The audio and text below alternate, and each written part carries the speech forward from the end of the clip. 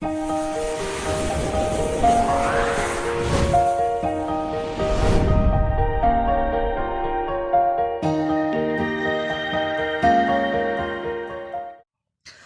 guys, welcome back to another episode of drawing class.